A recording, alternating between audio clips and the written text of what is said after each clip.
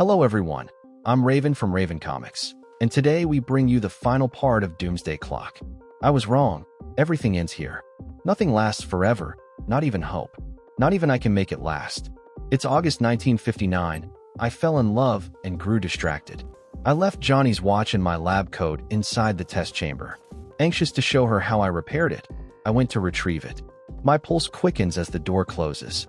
A month earlier, still colleagues, Johnny and I traveled to Jersey to visit her mother and some old friends. We went to the amusement park. We killed time until her mother returned. 12 minutes later, Johnny's watch strap broke. Before she could pick it up, a fat man stepped on it. I told her I could fix it. In 1945, the atomic bomb was dropped. My father told me that time no longer mattered. He abandoned his work as a watchmaker. It's July 1959. I feel Johnny's breath on my ear. Her broken watch still rests on the nightstand of the hotel room. It's August. The light shatters me. It is the now. The moment has arrived. It is the now. In 11 minutes and 57 seconds, everything will be over. In an effort to understand the nature of Superman and the Metaverse, I came to this story. And now this world has turned against me, like an invasive virus, sending me into collision with its greatest antibody. We begin with Dr. Manhattan. Remember, in the previous chapter, the Man of Steel and the Doctor stood face to face. Dr. Manhattan says, "Hello, Superman," and the Man of Steel asks who he is. Manhattan tells him that he is the person he will destroy, or that he is the one who will destroy everything that exists. Superman doesn't understand what he's saying. Before they can continue their conversation, the Russian heroes, who had come to attack, now stand before Superman. They tell Superman that the Man of Steel must answer for his crimes against the Russian people. Superman has done good for this world, but that cannot excuse the role he played in the attack that left dozens dead. Black Adam arrives. Superman will be held accountable, but Kondak will be the one to handle it. He doesn't have to fight for a government that wishes to control everything it fears. If he joins the nation of Kondak, Pazar can be free. Pazar erupts, saying he could never betray his homeland. We return to Dr. Manhattan. It is November 2nd, 1985. I see Lori embracing Daniel Drayberg. Her mask mixes with tears. Her naked skin provides him comfort. It is October 1985. I let the photograph fall on Mars, leaving everything behind. It is April 18th, 1938. Superman holds a car above his head.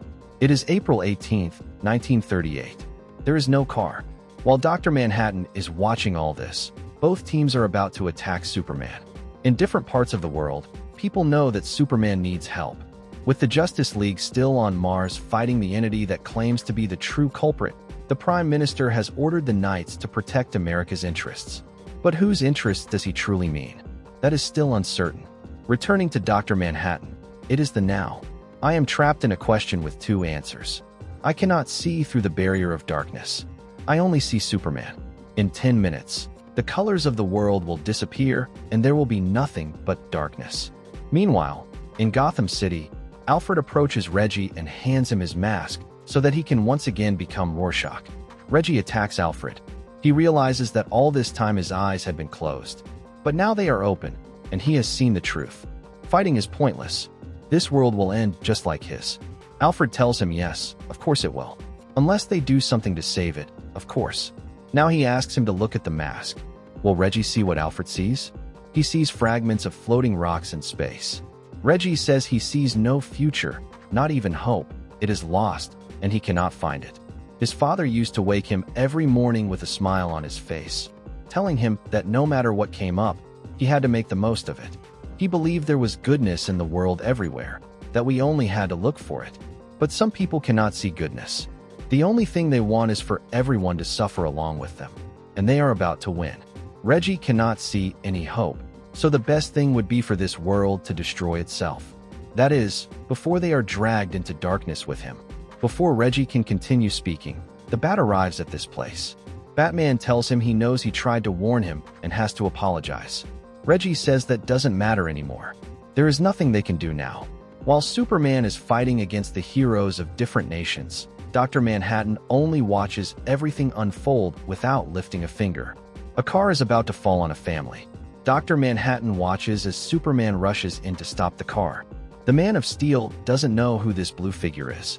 The only thing he asks is that he help these people. Dr. Manhattan asks him why he should. He has already seen this. It seems to Superman that this battle is lost, and he recognizes that he cannot do this alone. Manhattan continues without helping. Everything will begin in less than 4 minutes.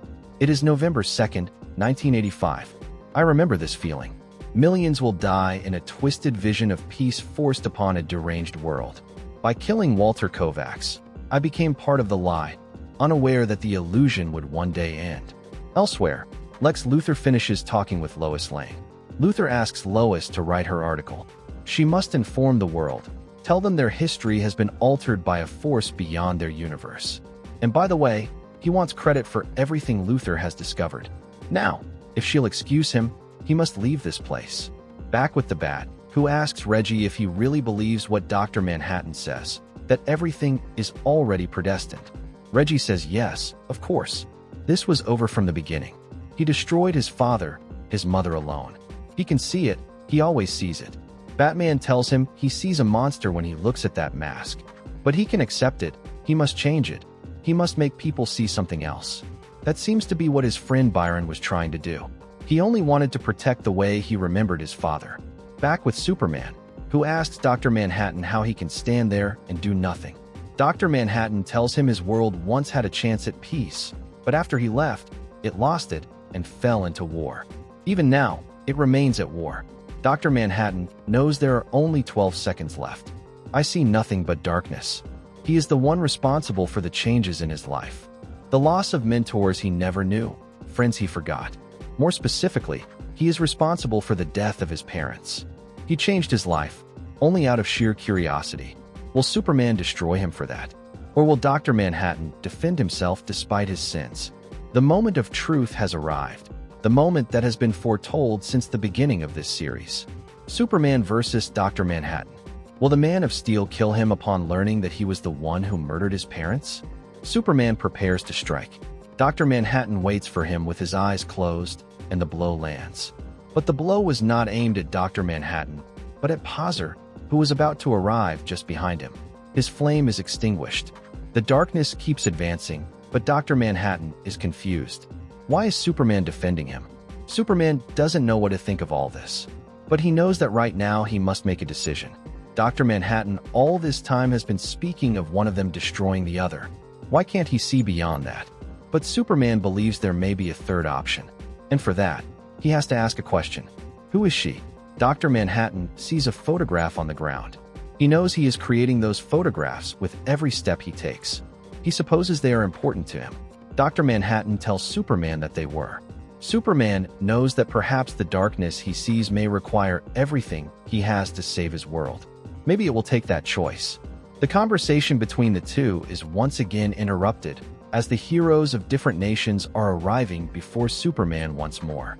Dr. Manhattan tells Superman yes. Now he can understand it. And as he had mentioned earlier, he could see nothing. He didn't know whether it was because Superman destroyed him or Dr. Manhattan destroyed Superman. Since Superman could not destroy him, then this will all end here. Suddenly, we only see a massive burst of blue light, so immense that it reaches everyone on Earth. Superman tries to do something, but he cannot. We only see his shield disintegrating. Hope is lost. After a few pages of darkness, we emerge from it. The darkness ends. Out of nothing, we only see a planet explode. Everything begins with a child. The metaverse forms around this only sun. A ship is launched from a planet that was about to explode. The ship is found by a couple on a farm. Time later, it is July 16th, 1940. I move the lantern 6 inches out of the reach of engineer Alan Scott. He dies as the train speeds away from the bridge.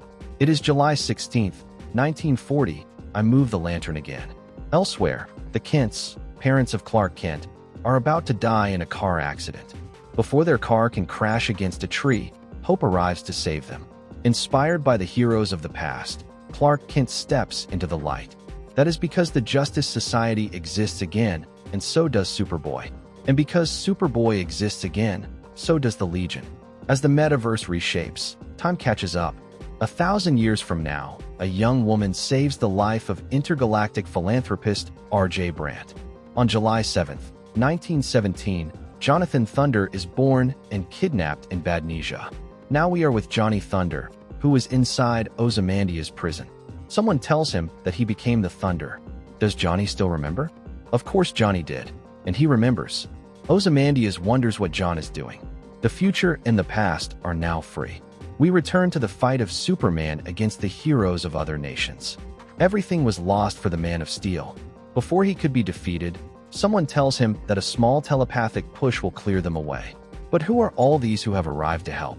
Imra asks him if he remembers now. Flash regrets arriving late. For the Man of Steel, that doesn't matter because better late than never. And so a super team is formed to fight against the nations. Superman is not alone. And this battle resumes with multiple heroes at Superman's side. Black Adam prepares to fight. He asks Johnny to give him a taste of his own medicine. The genie tells him of course he will. And here it is. After landing a heavy blow, Johnny tells Black Adam that there it is, he deserves it for being such a bully. The Legion keeps fighting alongside the Man of Steel. They know they must not kill anyone, especially in front of Superman. Dr. Manhattan sees tomorrow, the Man of Tomorrow, and for the first time he is inspired. It is April 18th, 1938. Metal contracts as Superman lifts a 37 Ford over his head, revealing himself to Metropolis. Decades later, a police scientist is struck by lightning, and the birth of the Speed Force shakes the entire metaverse. Superman's timeline shifts forward and reality splits for the first time, creating the multiverse. In this way, Earth, too, is born. After the first and greatest crisis, Earth is divided again. Earth 1 becomes Earth, 1985, a world unexplored even today, and now I understand why these Earths exist. Each time there is a change in the metaverse, the multiverse grows. To preserve every era of Superman, more have been created throughout the years, including one from my interference, after Flashpoint, and this rebirth, Earth 52 is out there. I look further into the year 2020. Superman's timeline is bombarded by the reckless energies of the old gods, once again changing the metaverse. It is July 2nd, 2025, a crisis unlike any the metaverse has ever seen, one they will call the Lords of Time. It will explode, but in its emergence Superman is revitalized, and his greatest allies will return. No matter how many times Superman's existence is attacked, he will survive, even if change is constant. Because hope is the compass of the metaverse. It is January 2026. The timeline is restored, and Earth 5G is born. It is July 17th, 2026. Superman embarks on a crusade to find Bruce Wayne's lost daughter in order to save Bruce's son.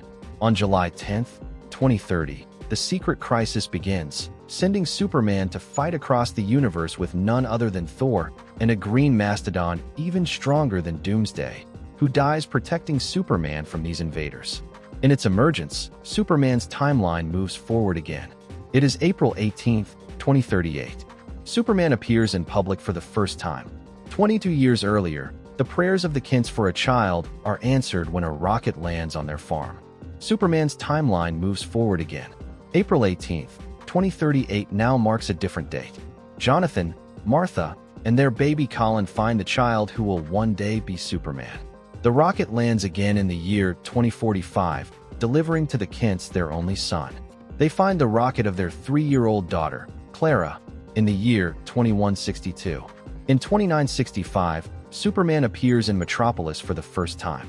The rocket arrives, a child is loved. Superman is created. Now I understand the true purpose of Superman. He will show them the way. And in a millennium, when his timeline converges with the Legion's humanity will finally embrace the ways of Superman. He is the bridge stretching across generations that will lead everyone to peace. Further on, we are with the Bat, the Mime, and the Marionette. The two of them were driving when suddenly they saw that damn blue light. That's not all. Rorschach, Ozymandias, and the comedian are here too. Dr. Manhattan tells Adrian that he knows everything he has done. Ozymandias replies that he would expect nothing less at this point in the game. Once he discovered his vision about Superman, and at the same time Superman himself, it was a simple initiative. If he couldn't convince him to use his powers to save his world, he was certain Superman would. So they must go home. Everyone will live today. Suddenly, Ozymandias is shot in the chest. The shot was fired by the comedian. Everyone will live except him. And as for these two clowns, he has to kill them too. Suddenly, something begins to happen to the comedian. Lex Luthor is here, and he has also shot him. Luthor doesn't use that kind of language very often, but now it is appropriate. What Luthor is doing is countering the vibrational frequency that brought him to this place. He is sending him back to where he came from. The comedian says it can't end this way. It is October 11th, 1985. The glass shatters. Back with Adrian, Rorschach steps in front of him. Reggie doesn't want him to die because he wants justice. He wants to stop the bleeding Adrian is suffering. He has to live to pay for his crimes. He is going to rot in prison. Back with the marionette, who confronts Dr. Manhattan. She wants him to give back her son. Manhattan tells her that they have a daughter on the way, and as for their first child, his plan is for them to be reunited. He will need an anchor in this place, just as he does. Manhattan now sees the light. He sees his purpose in the end. It is April 18th, 1954. My anchor sits in a cafe, her nerves trembling. A second has passed since my annual conversation with Carver Coleman. In this line, everything has changed. Carver Coleman returned to acting in the mid-60s, winning Best Supporting Actor.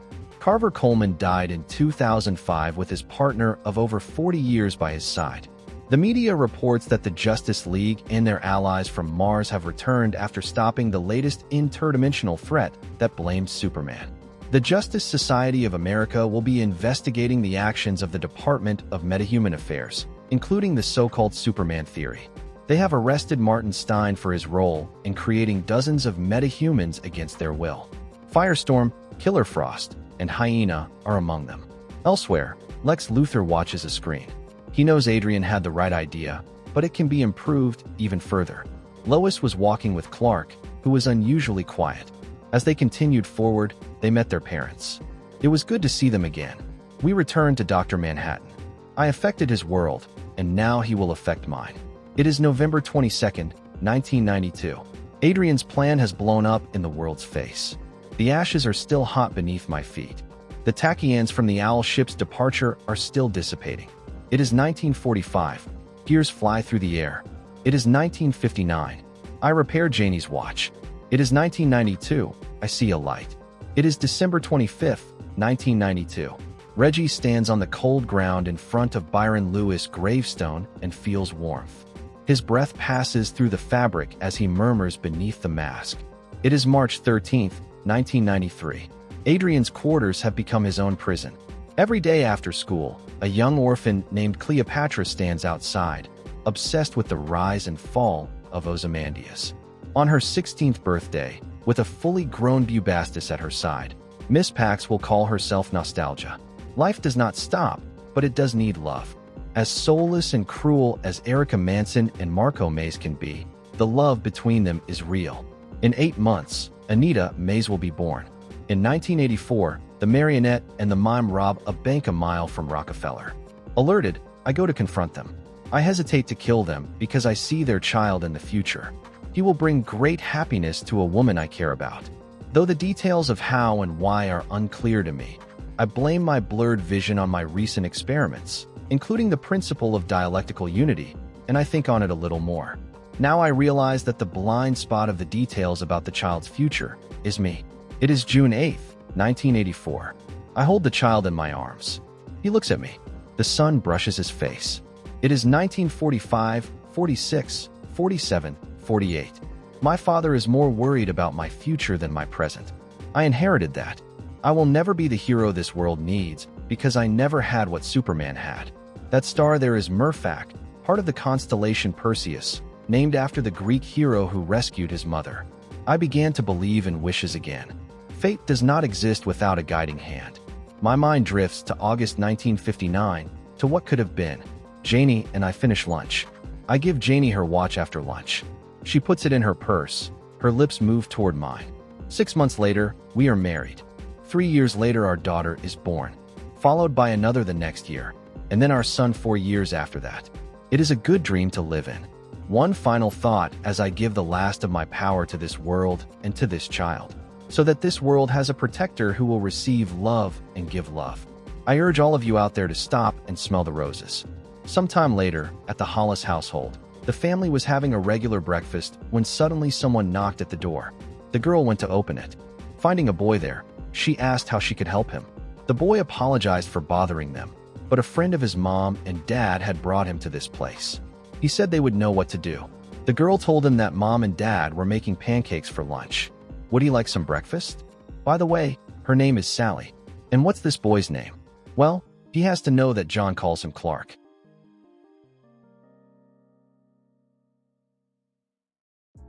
Thank you very much for watching this video. Don't forget to comment, like, and subscribe for more content like this. I'm TJ Prime, and see you in the next video.